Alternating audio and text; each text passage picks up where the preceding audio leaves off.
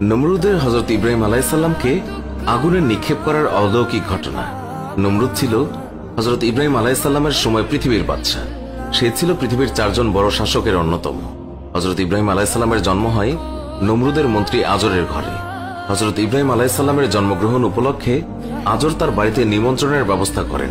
অতিথিদের মধ্যে নমরুদের বেশ কিছু উপদেষ্টা ও গণক ছিল।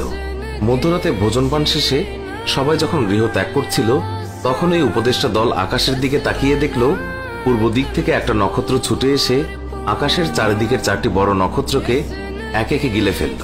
তখন গণকরা বিষয়টি গণনা করে জানতে পারে যে পৃথিবীতে এমন এক শিশুর আগমন ঘটবে যার হাতে নমরুদের পরাজয় ঘটবে। এই কথা শুনে নমরুদ শিশুটির জন্মগ্রহণ সম্পর্কে তার উপদেষ্টাদেরকে জিজ্ঞাসা করল। তার উপদেষ্টারা নমরুদকে বলল সেই শিশুটি তার মন্ত্রী আজরের ঘরে জন্ম নিয়েছে। নমরুদ এই কথায় বিস্মিত হয়ে উঠলেন, কারণ আজর ছিল নমরুদের একজন বিশ্বস্ত কর্মচারী।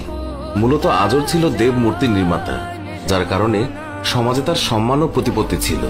তাই তারা আজরকে না ছটিয়ে শিশুটিকে অর্থ সম্পদের বিনিময়ে হস্তগত করতে চেয়েছিল।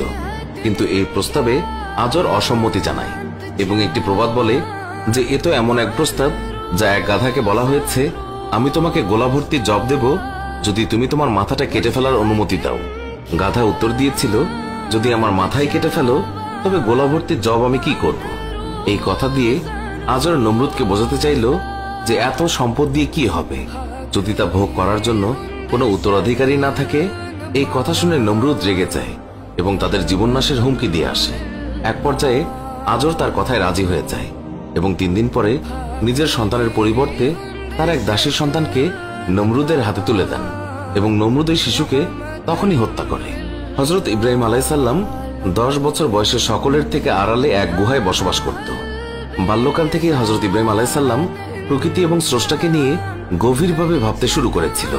অবশেষে সে আসল স্রষ্টাকে চিনতে পারে, আর তাই তার গোত্রের দেবদেবীর সব মূর্তি ভেঙে দেয় এবং বলে, যারা নিজেদের রক্ষা করতে পারে না তারা তোমাদের কিভাবে রক্ষা করবে। এর ফলে হযরত ইব্রাহিম আলাইহিস সালামকে বন্দী করা হয় এবং নমরুদের দরবারে নিয়ে যাওয়া হয়। তখন ফেরাউন তাকে জিজ্ঞাসা করেন, হে ইব্রাহিম, তোমার প্রতিপালক কে? হযরত ইব্রাহিমের জবাবে বলেন, যিনি এক, যার কোনো শরীক নেই, যিনি আরশের অধিপতি। নমরুদ রেগে গিয়ে তার লোকদের বললেন, ওকে পুড়িয়ে ফেলো। নমরুদ বলল, একটি অগ্নিকুণ্ড তৈরি করো আর হযরত ইব্রাহিম আলাইহিস সালামকে জ্বলন্ত আগুনে ফেলে দাও, আর পাহারা দাও যেন আর কোনো সাহায্যকারী তাকে সাহায্য করতে না আসে। লোকেরা এক জায়গায় লাকড়ি জোগাড় করে সেগুলোতে ঘি তেল ঢেলে তাতে অগ্নিসংযোগ করলো। 7 দিন পর পূর্ণ অগ্নিকুণ্ড তৈরি হলো। কিন্তু সমস্যা হলো, হযরত ইব্রাহিম আলাইহিস সালামকে আগুনে নিক্ষেপ করার জন্য কেউ আগুনের ধারে কাছেও পৌঁছাতে পারছিল না।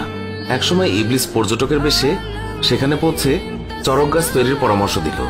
এই মহতি উদ্যোগকে সফল করতে জনগণকে ব্যাপক উৎসাহ জুগিয়েছিল। তার পরামর্শে একটা চরক গাছ তৈরি করা হয়। কথিত আছে, চরক গাছের সাহায্যে হযরত ইব্রাহিম আলাইহিস সালামকে নিক্ষেপ করা সম্ভব হচ্ছিল না, কারণ হযরত জিবরাইল আলাইহিস সালাম চরক ঘোরানোর সময় বাধা সৃষ্টি করছিল। তখন আবার ইবলিসের পরামর্শে চরক ঘিরে নগ্ন নাচের কারণে হযরত জিবরাইল আলাইহিস সালাম সেখান থেকে সরে গেলে হযরত ইব্রাহিম আলাইহিস সালামকে নিক্ষেপ করে তারা। হযরত ইব্রাহিম আলাইহিস সালাম তিনি আগুনে নিক্ষিপ্ত হলে জিবরাইল আলাইহিস সালাম তাকে জিজ্ঞাসা করলেন, তুমি কি আমার সাহায্য চাও? হযরত ইব্রাহিম আলাইহিস সালাম বললেন, আমার কেবল আল্লাহ তাআলার সাহায্য দরকার। তখনই মহান আল্লাহ তাআলা বললেন, হে অগ্নি, তুমি হযরত ইব্রাহিম আলাইহিস সালামের জন্য শীতল ও নিরাপদ হয়ে যাও। 37-97। হযরত ইব্রাহিম আলাইহিস সালাম 40 দিন পর্যন্ত অগ্নিকুণ্ডে ছিলেন। এরপরেও লোকেরা দেখল হযরত ইব্রাহিম আলাইহিস সালাম সম্পূর্ণ সুস্থ এবং জীবিত অগ্নিকুণ্ড থেকে বেরিয়ে এসেছে। এতে হযরত ইব্রাহিম আলাইহিস সালামের সম্প্রদায়ও অবাক হয়ে পড়েছিল। প্রিয় দর্শক, আমাদের এই ভিডিও সম্পর্কে মন্তব্য জানাতে কমেন্ট করুন। ভিডিওটি ভালো লাগলে লাইক দিন।